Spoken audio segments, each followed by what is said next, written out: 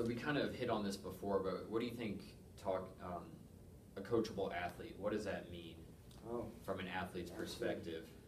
Well, I think that one that embraces the grind, and part of that grind, a major part of that grind, is change. The kids that embrace change, that do not have a fixed mindset, as Carol Dweck calls it, you know, that the people that don't have a fixed mindset, they're open. They're not guarded when they wrestle. If they make an error and they're trying something new, they're smart enough, they chalk it up as, I tried something new and it didn't work yet. Where the young person that, the first time they try something new and it fails, and it should, the timing's not there, they don't feel comfortable with it yet, it will take time. And it will take a lot of effort and repetition. When they're not willing to give that, you know, it takes a faith and a belief piece too. And a young person that's very coachable, I almost always inevitably find them to be a person that has faith. Maybe not religious faith, but at a minimum, spiritual faith. They believe in a higher being or not, but they have belief in other things that are unseen. So until they can believe in the things that's unseen, you tell them something. If you're a forward-looking person, you're talking to them as if where they'll be a year from now, maybe, if they'll do the work. The people that are willing to change and see that, those people are extremely coachable because they're opening up.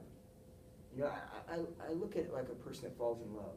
The first time you fall in love, it's such a new feeling. You're like, if I can't be in this room with this person and breathing the same air, I don't want to exist. You know, it's that first time you fall in love.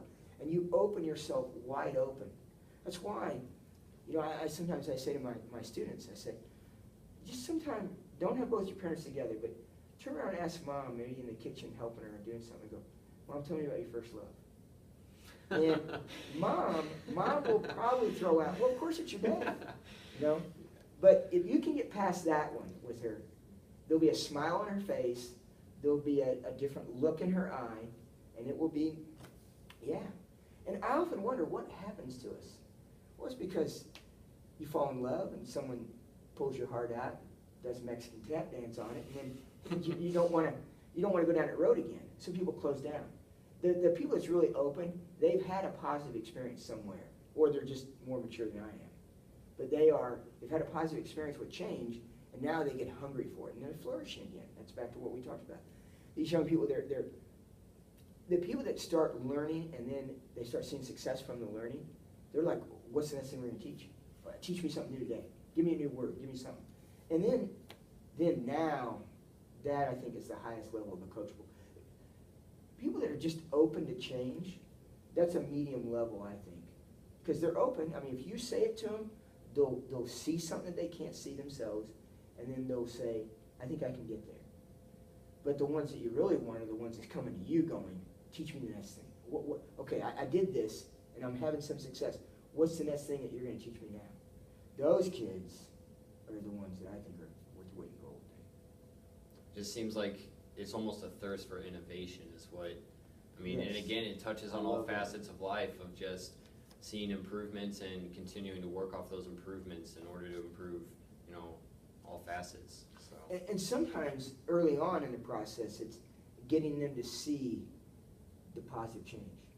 Because you're not going, no, sometimes you can go in the weight room and hit a plateau and work for a month, 2 months, 3 months, and not seem to see any direct huge growth or even noticeable change. And then all of a sudden you go in and it's that pound the rock thing, and all of a sudden you go through 3 weeks where weight is going up, up, up, up, and you're like, wow.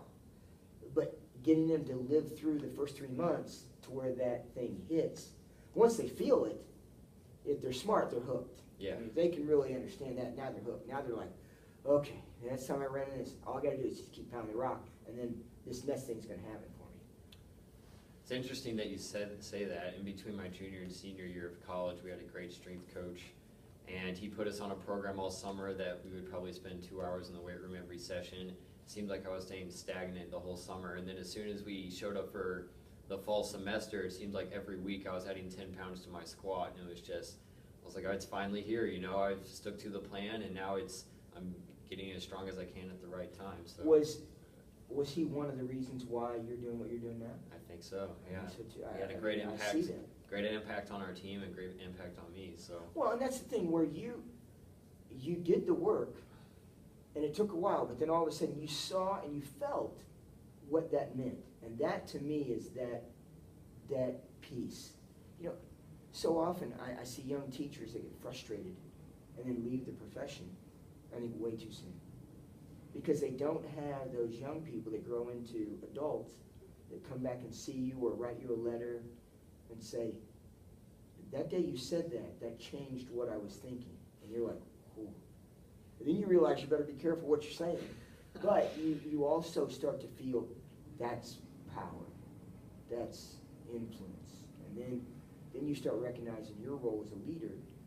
And, you know, so I think that student, athlete, and coach, I think they grow together. I mean, you know, I can't tell you how many times I've had a student athlete say, you know, you changed my life this way. And I would turn in and say to them, you changed my life this way while you were going through that. Because you changed the way I work with the next person. I've seen this success with you, and I try to copy and emulate it again.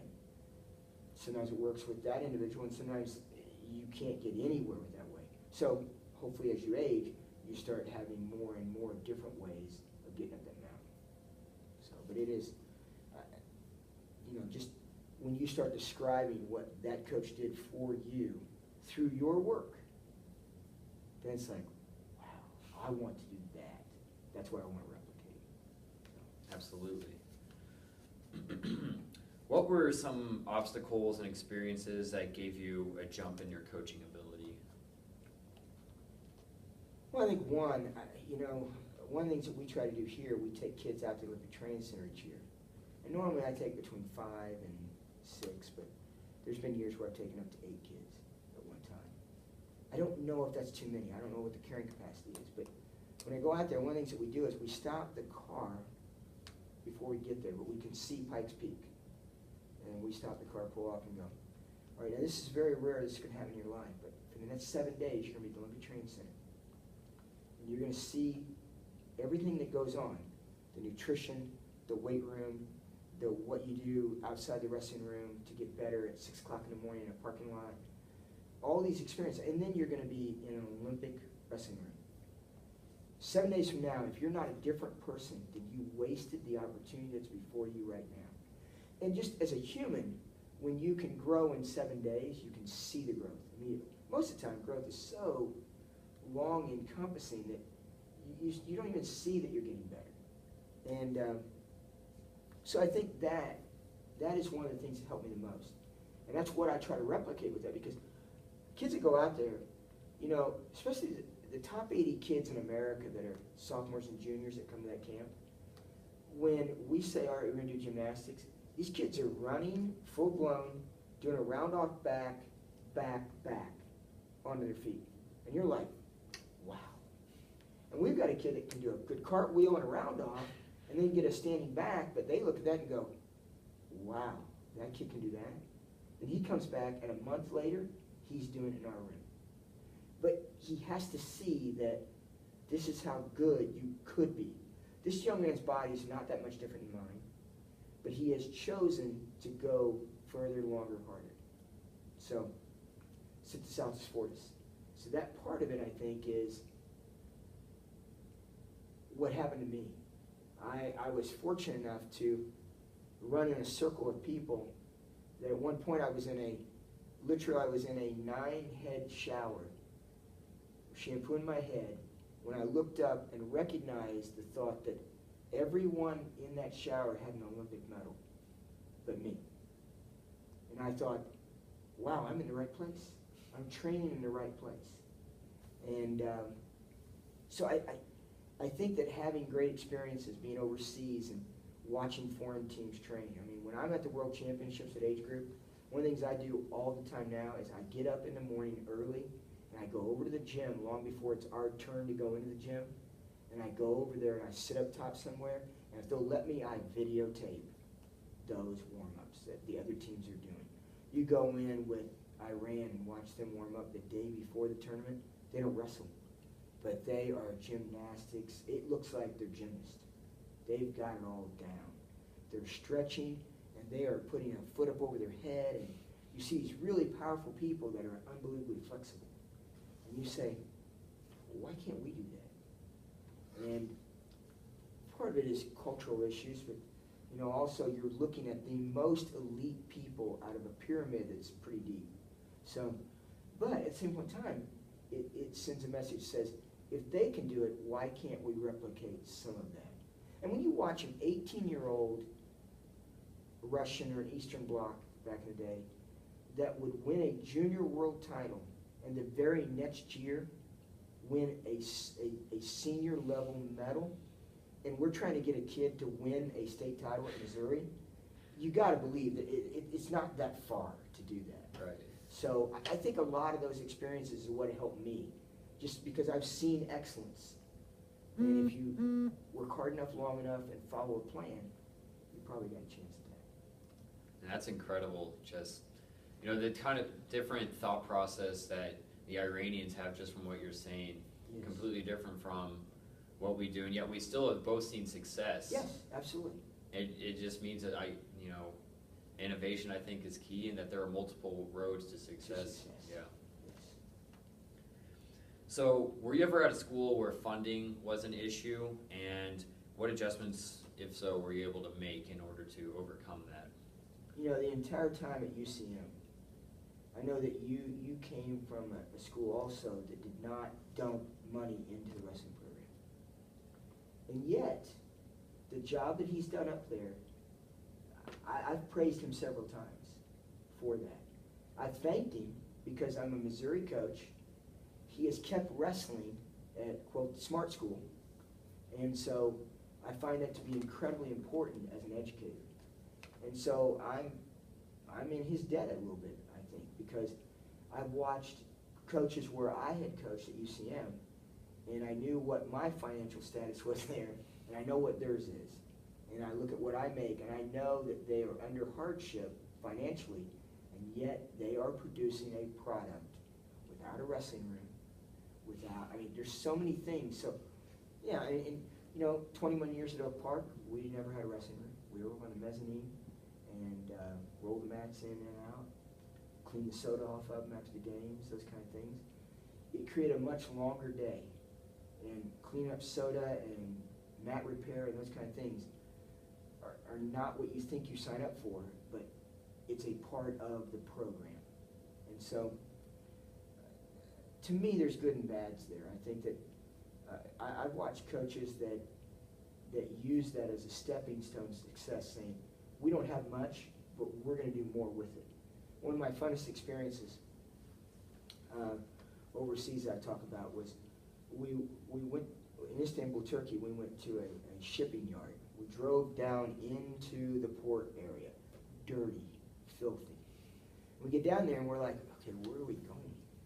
And there is this machine building, it's 4 stories, and we go up on the 3rd story, and then we just walk in dirt in the hallways. And we get up top, and there's literally machine shavings falling from the ceiling onto the mat.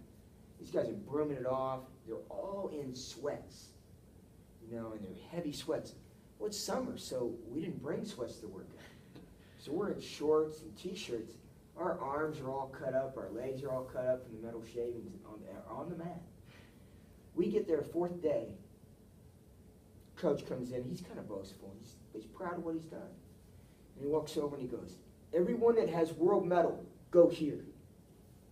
There's 6 guys out of this room that walk over, they had world medals at junior, espoir, or senior level. There's only 18 guys working out. And you look at this going, and one of the guys, they're probably the most famous guy, wasn't even there. He was out of country at the time. So you're looking, there's 7 world medalists working out of this room that is disgusting. Their chin-up bars was literally 2 poles that had been jammed into a center block wall. And they had taken towels and formed around it to hold them in place. And these guys' triceps were ridiculously big because they were on those pipes all the time. It's like, and you think, okay, this can be done here. We had the Olympic Training Center has cold and hot baths and everything else, and sports psychologists to help you later on. It's amazing. These guys are producing world medals. So you get the sense that there will be financial difficulties in our sport. Overcoming them is, one of the things that I've done that, you go out and you raise a lot of money. My last years at Oak Park, we were literally going through, and this is, what now, going on 8, 9 years ago now, we were going through $22K a year in our track. So there are ways to subsidize it yourself, but I've watched Division I schools that out of small schools in small towns, and the goal for the wrestling coach, I sat down with a wrestling coach one time talking about a little bitty town in North Dakota, in South Dakota, and he said that as they were making a jump to Division I, that he was going to need to raise $134,000 a year. And you're looking at that going, okay, there's only 6 restaurants in this whole town, 3 hotels. I mean, there's not enough resource in there to do that. Mm-hmm. And so what he had to do is he had to branch out and go statewide. And you can imagine how hard that was when there's 3 schools in that state that wrestle. Yeah. So there are ways, and it's the stay up late, get up early type approach to getting it done. Well, it's funny that you said longer days whenever you had less funding. If I recall this season, I don't think I saw you talk about going to bed one time. Just worked around the clock constantly. So that's something that I picked up from you is that if you're going to have the type of success that you want to have, sleep almost becomes not an option. It's just, constantly working. It seems to be. Well, I think first of all, I'm not wicked smart like you are, and I think that's one of the things that for me is that I'm always drawn to people that are not just intelligent, but work at that intelligence. There are people that think they're smart and they don't have to work, which is people that are talent-based.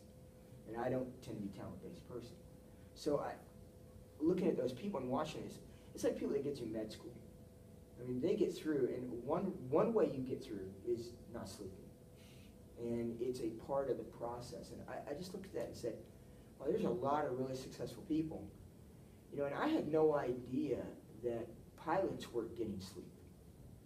Until some of this other stuff came out about it, and you read more on it.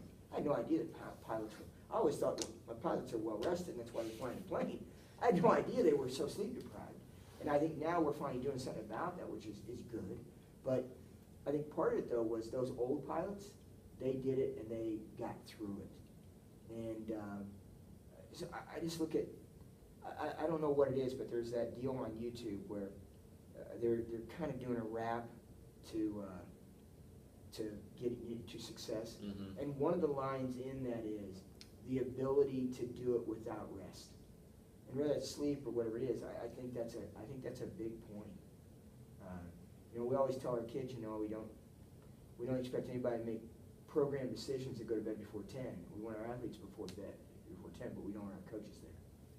So I think that's right, and I think it needs to be said to where then that becomes the expectation. Yeah. But yeah. I think that video you're talking about, they quoted 50 Cent saying that. Yes. Saying that sleeping's for poor people. Yes, yes, that's it. How you say that. So you're also a high-level referee. How do you think that that's given you a different perspective on the sport, and how has that aided to your coaching ability and just holistic view of the sport? Well, I think that's the key. What you say there, holistic. One of the neat things about Coach Dinker's way was that if you're going to be a wrestling coach, you had to be a sports psychologist, you had to be a personal trainer, you had to be able to run a tournament. Everything from knowing how to run the clock, so you could make that clock do what you needed to do, to using a computer, and at that time new thing, that would allow you to do more within a tournament larger, make the tournament expand. And so we were expected to do all of those things. And then one of the things that he did was he farmed us out as